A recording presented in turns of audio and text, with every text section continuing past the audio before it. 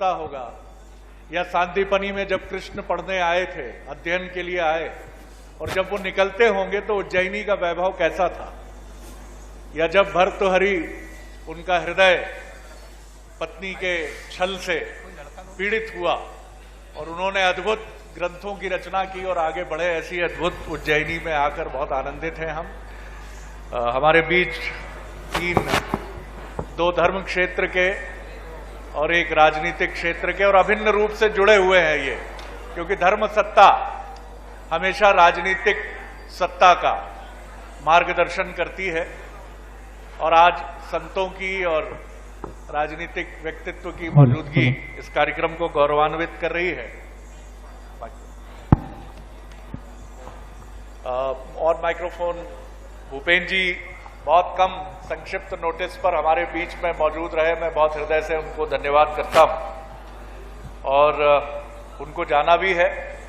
तो सबसे पहले मैं आप दोनों की अनुमति लेकर संवाद की एक प्रक्रिया में पहले उन्हीं के साथ आगे बढ़ता हूं और उसके उपरांत आप दोनों से तो हम और विस्तार से और गहन संदर्भों के साथ जानना चाहेंगे। पहले स्वागत की एक प्रक्रिया हम पूरी कर लेते हैं। जी हेलो, मैं बंसल न्यूज हेड श्री शरद द्विवेदी से निवेदन करूंगा कि हमारे बीच आज मौजूद संतों को पुष्पगुच्छ से सम्मानित करें। संत महामंडलेश्वर आचार्य शेखर जी, महंत विनीत गिरी जी महाराज, गादीपति महानिर्वाणी पंचायती अखाड़ा और नगरीय प्रशासन मंत्री माननीय श्री भूपेंद्र सिंह जी। हमारे बीच उज्जैन सांसद अनिल फिरोजिया जी भी पधार चुके हैं, बहुत जोरदार तालियों के साथ उनका स्वागत। और उज्जैन के प्रथम नागरिक मुकेश टटवाल महापौर, बहुत बहुत स्वागत, अभिनंदन है।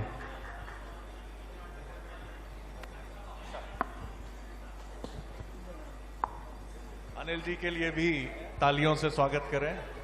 अनिल जी भी हमारे बीच में मौजूद है जी, इनसे भी हम चर्चा करेंगे, है ना। अनिल भैया आइए, आप सामने आइए। अनिल भैया जी,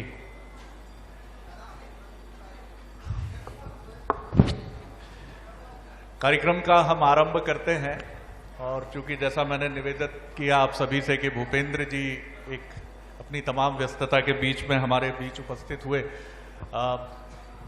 2016 में सिंहस्थ और उसके बाद महाकाल लोक, एक इस तरह के कार्यक्रमों से जुड़ना या इनको पूर्णता में अपना विनम्र योगदान देना एक बड़ा अलग भाव होता होगा। भूपेंद्र जी, तमाम गतिविधियां चलती हैं, किस तरह के भाव इस समय मन में है? प्रधानमंत्री आ रहे हैं और महाकाल लोक एक अद्भुत स्वरूप में आगे बढ़ रहा है जी। सबसे पहले मैं बाबा महाकाल के चरणों में प्रणाम करता हूं, अपना शीश झुकाता हूं। मंच पर विराजमान हमारे सम्मानित संतगण और थोड़ा सा शांति बनाकर रखिए, मेरा आग्रह है, और मोबाइल अपने साइलेंट पर रखिए प्लीज। मैं बंसल न्यूज चैनल का भी बहुत हृदय से धन्यवाद करता हूं और साथ में मैं शरद जी का भी बहुत हृदय से धन्यवाद करता हूं और उज्जैन में आपका स्वागत भी करता हूं। मैं बंसल न्यूज का इसलिए भी धन्यवाद करता हूं कि आपके माध्यम से हमारे प्रदेश के नागरिकों में, और न केवल प्रदेश के बल्कि देश के जन जन में बाबा महाकाल की कृपा से और हमारे देश के प्रधानमंत्री माननीय नरेंद्र मोदी जी के मार्गदर्शन में और हमारे यशस्वी मुख्यमंत्री माननीय शिवराज सिंह जी द्वारा ये जो महाकाल लोक बनाया गया है, यह निश्चित रूप से एक जो सांस्कृतिक पुनरुत्थान है उस दिशा में एक बड़ा मील का पत्थर भविष्य में साबित होने वाला है। हमारे देश के प्रधानमंत्री माननीय नरेंद्र मोदी जी के द्वारा, चाहे वो बाबा केदारनाथ जी हों, चाहे बाबा विश्वनाथ जी हों, और अब बाबा महाकाल जी के ये जो सांस्कृतिक पुनरुत्थान का काम हुआ है, उसी के अंतर्गत ये महाकाल लोक बनाया गया है। लगभग 850 करोड़ की लागत से ये महाकाल लोक बना है, और मैं ये मानकर चलता हूँ कि 11 तारीख को जब हमारे देश के प्रधानमंत्री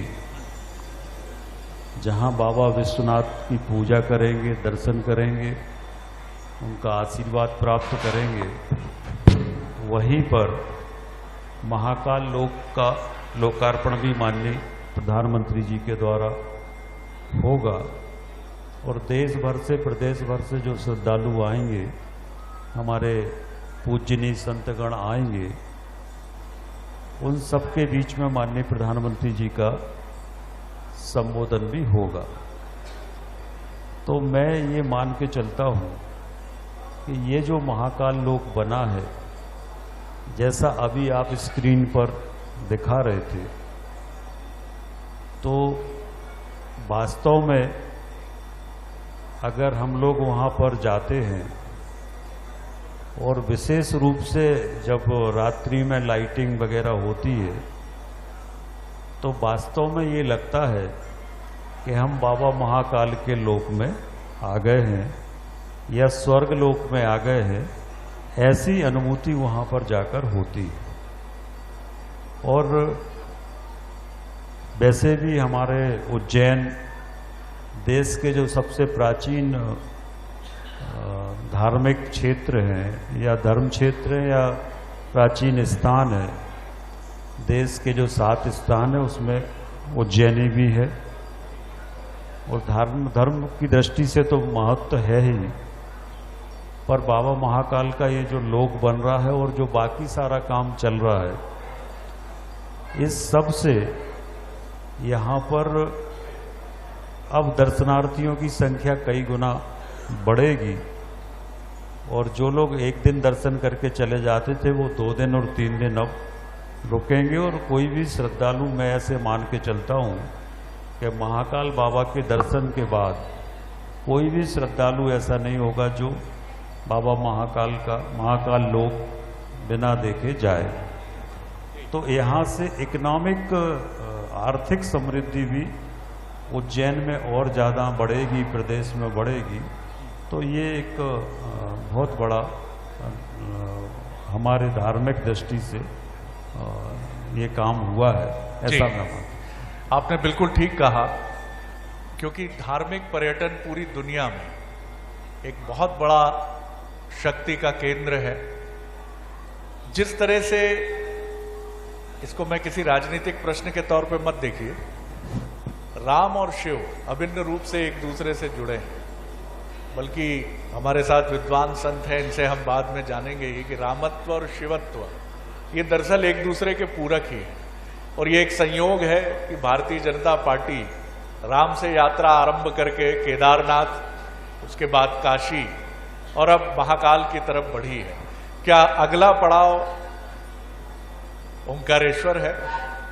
और जितने शिव के पुनीत धाम हैं, मैं मध्य प्रदेश की ही बात करूंगा, लेकिन मुझे ऐसा लगता है कि नरेंद्र मोदी जी चूंकि एक ऐसी समझ रखने वाले प्रधानमंत्री भी हैं जो आर्थिक महत्व के पक्ष को भी बहुत गहराई से समझते हैं कि पर्यटक अगर आया है, चाहे वो नासिक आए, चाहे वो सोमनाथ जाए, चाहे वो रामेश्वरम जाए, उसके पास घूमने के लिए भी, जिससे उस क्षेत्र में उसका धन भी हो और एक धार्मिक पर्यटन विकास हो। तो क्या अब अगला पड़ाव मध्य प्रदेश में ओंकारेश्वर होगा? देखिए, निश्चित रूप से जैसा शरद जी आपने कहा है, हमारे मध्य प्रदेश में चाहे चित्रकूट हो, चाहे हमारे ओंकारेश्वर हो और चाहे ओरछा हो, ये जो हमारे प्रदेश के प्रमुख धर्म क्षेत्र है, इनके सबके पुनरुत्थान का काम मध्य प्रदेश की हमारी सरकार कर रही है। ओंकारेश्वर में भी पूज्य आदि शंकराचार्य जी की महान प्रतिमा लगाने का काम हो रहा है और ओंकारेश्वर का भी इसी तरह से विस्तार किया जाएगा जिस तरह से बाबा महाकाल के इस क्षेत्र का विस्तार किया गया है। इसी तरह से चाहे रामवन का मामला हो, चाहे राम पथगमन का मामला हो, चाहे चित्रकूट का मामला हो, चाहे ओरछा का मामला हो, सब क्षेत्रों में माननीय मुख्यमंत्री जी के द्वारा लगातार प्रयास किए जा रहे हैं। और भी जो हमारे धार्मिक क्षेत्र हैं उन सब में हम धार्मिक रूप से पुनरुत्थान करें, ऐसे अनेक प्रोजेक्ट हमारे प्रदेश में चल रहे हैं जो हमारी सांस्कृतिक विरासत है। चाहे हमारे यहाँ के तालाब हों, चाहे मंदिर हों, जो भी हमारे सांस्कृतिक पृष्ठभूमि के स्थान है, उन सब का भी पुनर्निर्माण करने का काम मध्य प्रदेश की भारतीय जनता पार्टी की सरकार कर रही है, ऐसा मेरा आग्रह। एक दो प्रश्नों के साथ मैं समापन करूंगा, फिर हम और मेहमानों से बात करेंगे। नगरीय प्रशासन आपके पास है, बड़ा महत्वपूर्ण विभाग है। हमारे जो सनातन परंपरा से जुड़े धर्मस्थल हैं, वहां स्वच्छता का परिवेश और अधिक विस्तृत हो, और ये दायित्व सिर्फ सरकार का नहीं है, आपका, हमारा, हम सब का दायित्व है। क्योंकि आपके उज्जैन में कोई बाहर से व्यक्ति आता है तो वो यही पूछता है कि उज्जैन के लोगों का सफाई के प्रति दृष्टिकोण क्या है। जैसा हम आपके पड़ोसी इंदौर में जाते हैं तो वहां हमें ये चीज देखने को मिलती है कि इंदौर के लोगों का नजरिया बहुत भिन्न है। हम भी, राजधानी वाले, भोपाल वाले भी बहुत पीछे हैं उससे, ये कहने में मुझे संकोच नहीं है। तो ये दायित्व सिर्फ भूपेंद्र जी या उनके महकमे का नहीं है, उससे अधिक आपका और हमारा है कि किसने कागज फेंका गाड़ी से, विनम्रता से गांधीवादी तरीके से खड़े हो गए हाथ जोड़ के, भैया ऐसा मत करो, हमारा उज्जैन बहुत स्वच्छ है दादा, महाकाल की नगरी है, ऐसा मत करो। आप किस तरह देखते हैं? क्योंकि पर्यटन स्थलों को लेकर ये चुनौती हमेशा रहती है, भारी भीड़, आने वाले लोग अपने साथ भोजन, तमाम सामग्री, पुष्प, और इन सब के लिए कई बार, वो मैं उनको दोषी नहीं ठहराऊंगा, लेकिन हमारी व्यवस्था में जन भागीदारी और प्रशासनिक व्यवस्था का ऐसा आदर्श समन्वय हो कि ये चमकते दमकते नजर आए। देखिए शरद जी, आपने बहुत ही महत्वपूर्ण बात की है, और जैसा आप सबको जानकारी में है कि माननीय प्रधानमंत्री जी ने 2014 में देश में स्वच्छता मिशन की शुरुआत की थी, और स्वच्छता मिशन को लेकर जो हमारे नगरीय क्षेत्र हैं पूरे देश में, चाहे देश में स्मार्ट सिटी बनाने का काम हो जिसमें उज्जैन भी है, या स्वच्छता मिशन का काम हो, इस काम को प्राथमिकता से किया गया। और इसमें हमारी सरकार ने रैंकिंग शुरू की जिससे एक प्रतिस्पर्धा एक दूसरे शहरों में हो और जन जन के बीच में ये विषय जाए कि स्वच्छता हमारे जीवन के लिए जरूरी है। आज मैं इस बात को गौरव के साथ कह सकता हूं और मध्य प्रदेश की जनता को, माननीय मुख्यमंत्री जी को बहुत बधाई और धन्यवाद दे सकता हूं कि इस बार की जो रैंकिंग हुई है उसमें अभी तक तो देश में हमारा इंदौर पहले स्थान पर रहता था, पर इस बार देश में मध्य प्रदेश पूरा राज्य पहले स्थान पर आया है। लगता है आपकी ये एक बहुत बड़ी उपलब्धि। उज्जैन की भी बहुत अच्छी रैंकिंग आई है, बहुत अच्छी रैंकिंग, बधाई उज्जैन। और मैं ये मानकर चलता हूं कि उज्जैन इंदौर में कोई बहुत फर्क नहीं है, और जिस तरह से इंदौर के नागरिक स्वच्छता मिशन को लेकर, वहाँ नागरिकों में ये भाव है और बिना जब तक लोगों के मन में ये संकल्प नहीं होगा तो कोई भी मिशन हो सरकार अकेले सफल नहीं कर सकती। जिस तरह से इंदौर के लोगों के मन में एक संकल्प है, वैसा उज्जैन में भी है। सिंहस्थ में भी हमने देखा है कि जो स्वच्छता उज्जैन के अंदर थी, सिंहस्थ में सभी ने उस समय इसको कहा था कि बहुत अच्छी स्वच्छता की व्यवस्था इंदौर के अंदर, उज्जैन के अंदर सिंहस्थ के समय थी। तो उज्जैन भी स्वच्छता मिशन में और आगे बढ़ चढ़कर भाग लेगा और मुझे विश्वास है कि आने वाले समय में अब उज्जैन भी देश में पहले स्थान पर जाएगा, ऐसा मैं मान सकता हूँ। बहुत बहुत शुभकामनाएं आपको, और उज्जैन आपको बहुत शुभकामनाएं। आखिरी प्रश्न आपसे कर रहा हूं, फिर आप अपने व्यस्ततम कार्यक्रम के लिए आगे बढ़ें। शिव जी का तत्व व्यक्तित्व का बहुत सरल है, बहुत तरल है। मध्य प्रदेश के मुख्यमंत्री शिवराज जी के लिए भी ये बात कही जाती है, और मध्य प्रदेश के आप और हम जो निवासी हैं उनके लिए भी ये बात कही जाती है। तो मुझे लगता है कि शिव जी को कैलाश के बाद अगर कोई जगह सबसे भाती होगी तो मध्य प्रदेश भाता होगा, क्योंकि यहाँ की सरलता, चाहे यहाँ के संत हों जो मंचासीन है, या फिर आप और हम हों, हम सबकी सरलता, और मध्य प्रदेश जैसी सरलता मैं निश्चित तौर पर कहता हूं। मैं भी खूब घूमा हूं और पूरे भारत को प्रणाम है, कोई तुलना नहीं है। लेकिन मध्य प्रदेश का व्यक्ति जितना सरल है, मतलब मैं कई बार मालवा में पता पूछता हूं, मालवा मुझे बहुत हो तो वो आदमी कहता है अगले चोरियाए से जाके बाएं मुड़ जाना भैया, वो दिक्कत हो तो मेरे को हाथ हिला देना आप। ये मालवा है, मतलब वो इतना आश्वस्ति, वो आपको देखकर नहीं गलत जा रहा हो, उधर उधर उधर। ये मध्य प्रदेश है। शिवराज जी का बहुत इसमें 2016 में उन्होंने इस प्रोजेक्ट को एक तरह से सारी चीजें उन्होंने अर्क मार्क की। मैं किसी राजनीतिक प्रतिस्पर्धा की तरफ नहीं जा रहा हूं, सबका अपना अपना योगदान है। लेकिन शिवराज जी की दृष्टि को, क्योंकि आप उनके न सिर्फ राजनीति के अभिन्न साथी हैं, मित्र हैं, बल्कि कैबिनेट में एक कलेक्टिव रिस्पॉन्सिबिलिटी के वाहक भी हैं, किस तरह से आप शिवराज जी और उनके व्यक्तित्व को और इस तरह के आयोजनों से जोड़कर उनके व्यक्तित्व और कृतित्व को देखते हैं? देखिए शरद जी, जैसा आपने कहा कि हमारा मध्य प्रदेश जो है वो बहुत सरल और धर्म और संस्कृति को मानने वाले लोग हमारे मध्य प्रदेश में है।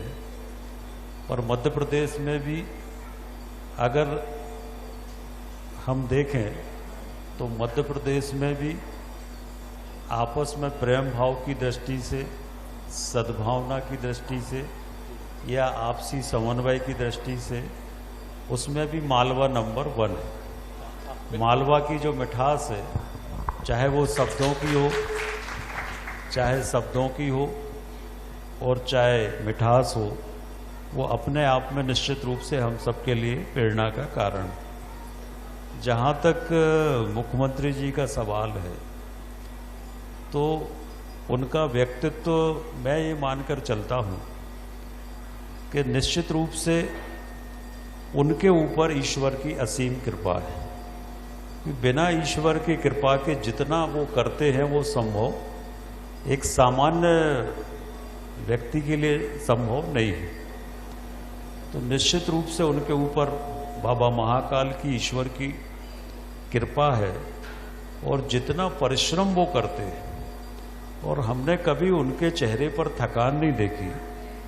और जो व्यक्ति सुबह 6 बजे से लेके 6 बजे वो जिले के अधिकारियों से बात करते, सुबह 6 बजे, और 6 बजे से लेके रात के 2-3 बजे तक वो काम करते हैं, कब वो सोते और उसी स्टेमिना के साथ काम करते हैं। कभी हम लोगों ने थकान नहीं देखी, कभी चेहरे पर तनाव नहीं देखा, और हमेशा हर चीज़ के बारे में पॉजिटिव सोचते हैं। वो कभी भी किसी के बारे में भी नकारात्मक वो नहीं सोचते।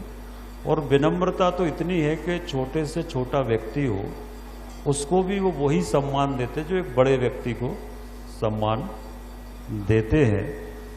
तो मैं ये मानकर चलता हूँ कि ईश्वर की कृपा उनके ऊपर है, और उसीलिए इस कारण से ही ये सब वो कर पा रहे हैं, और उनके व्यक्तित्व से हम सबको प्रेरणा मिलती है।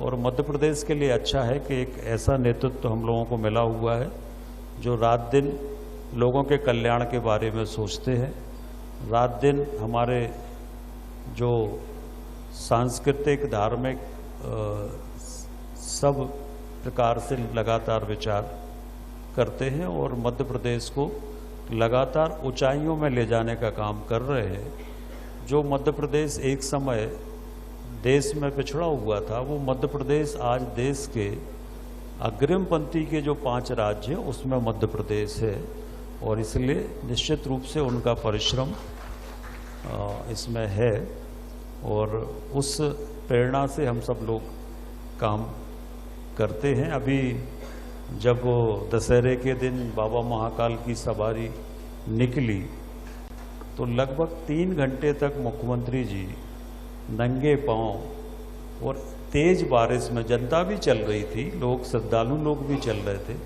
पर वो 3 घंटे तक तेज बारिश में ना तो उन्होंने छाता लगाने दिया, ना उन्होंने चप्पल जूते पहने, नंगे पांव वो 3 घंटे तक लगातार भीगते हुए चले। तो ये उनकी कितनी सादगी और कितना समर्पण और कितना भक्ति भाव है, ये इससे प्रकट होता है। तो ये उनके व्यक्तित्व की विशेषता है। आपने बहुत गहरी बात कही और 2016 में मैं उज्जैन में ही था और आप जैसे कुछ विद्वान संतों के साथ था और मैंने एक प्रश्न किया, जैसा भूपेंद्र जी ने बहुत सुंदर उत्तर दिया। हम लोग कई बार पत्रकार अपनी अज्ञानता का प्रदर्शन भी कर देते हैं, मुझे कहने में संकोच नहीं है। हमने भी उनसे अपनी अज्ञानता का प्रदर्शन करते हुए सवाल कर दिया कि साहब, गीता कहती है कि कर्म करो, फल की चिंता मत करो। ये कैसे संभव है हम सामान्य मनुष्यों के लिए कि फल पर तो हमारी दृष्टि होती है। उन्होंने कहा नहीं, गीता ये नहीं कहती कि फल की चिंता मत करो। गीता तो ये कहती है कि अच्छे कर्म करो तो फल तो अच्छा मिलना ही है, फलासक्ति में मत उलझो। तो शिवराज जी का फलसफा यही फलसफा है, क्योंकि ये आसान नहीं है कि शिखर पर आप बने रहिए और चौथी बार के मुख्यमंत्री, 5वीं बार के लिए मजबूत दावेदारी। तो भूपेंद्र जी 2023 में फिर सब कुछ अनुकूल और आगे बढ़ेगी बीजेपी, ये दावा आपका मजबूती से है शिवराज जी के नेतृत्व में? देखिए, निश्चित रूप से बाबा महाकाल की कृपा हम सब लोगों के ऊपर है और अभी तक का इतिहास है, जब भी संयस्त हुआ है तो भारतीय जनता पार्टी की सरकार में ही हुआ है, सरकार में हुआ है। तो इस बार भी हम लोग ही संयस्त कराएंगे, ऐसा बाबा की कृपा हम सब लोगों के ऊपर है।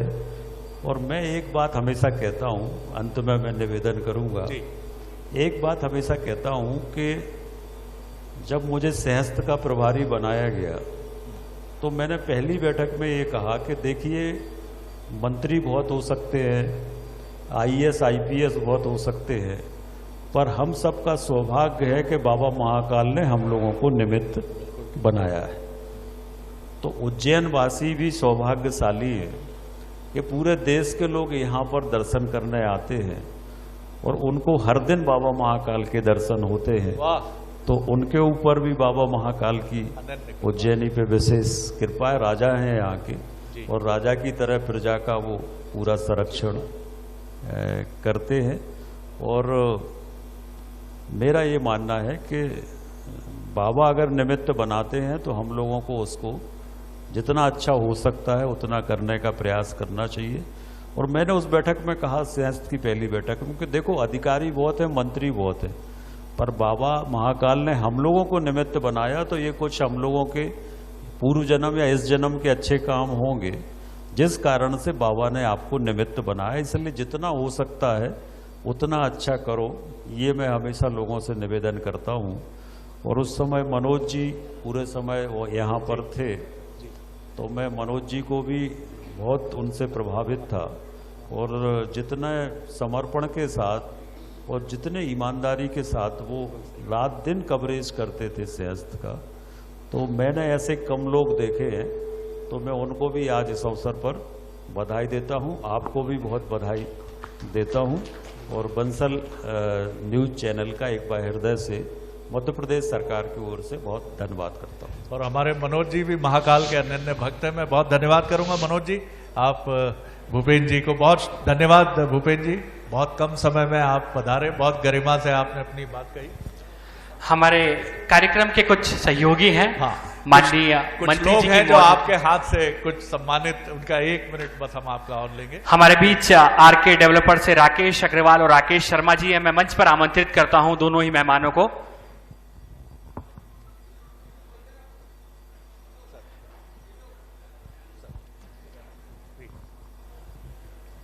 तालियों से स्वागत कीजिए। हमारे बीच शिव प्रताप सिंह चौहान, राजपूत करनी सेना मूल के प्रदेश अध्यक्ष मौजूद हैं। ये भी लीजिए, ये भी लीजिए, ये भी लीजिए। ठीक, ये आपने, हाँ, ये आप नहीं है, इनके लिए भी है। आप भी ले जाइए, ये भी दोनों, आप दोनों ये उनको। जोरदार तालियों के साथ में स्वागत। श्री लोकेंद्र सिंह राजपूत जी, वरदान बायोटेक के डायरेक्टर हमारे बीच मौजूद है। मंच पर आमंत्रित करता हूं श्री लोकेंद्र सिंह राजपूत जी को।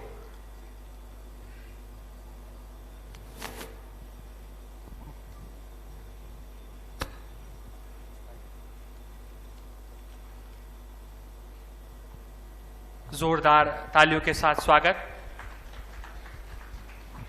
मैं निवेदन करूंगा बंसल न्यूज हेड शरद द्विवेदी जी से और एग्जीक्यूटिव एडिटर मनोज सैनी जी से कि माननीय मंत्री जी को स्मृति चिन्ह भेंट करें और साथ में आइए। बाबा महाकाल का सुंदर सी तस्वीर। तालियां जोरदार होनी चाहिए। जिस तरीके से महाकाल लोक का आज वर्णन किया है और स्वर्णिम आभा सा दमकता हुआ महाकाल लोक। सम्मानीय मंच, आदरणीय आचार्य शिखर जी, तमाम अनिल प्रोजिया जी बैठे हैं, सामने महापौर जी बैठे हैं, लेकिन भूपेन जी मेरे साथ है। चूंकि जिक्र सिंहस्थ का कर रहे थे तो सिंहस्थ क्या, मेरे लिए तो मैं उज्जैन की धरती पर जैसे ही मतलब लगता है कि उज्जैन पहुंचना है तो रोंगटे खड़े होने लगते हैं। और फिर एक बार सिंहस्थ जैसा माहौल दिखाई दे रहा है बाबा के लोकार्पण के दौर में, तो हमें लगता है आपके साथ मिलकर फिर हम वही कुछ नया रचने वाले हैं। और आपने इतना सम्मान दिया, मैं आपका बहुत बहुत आभारी हूं। धन्यवाद। बहुत बहुत धन्यवाद।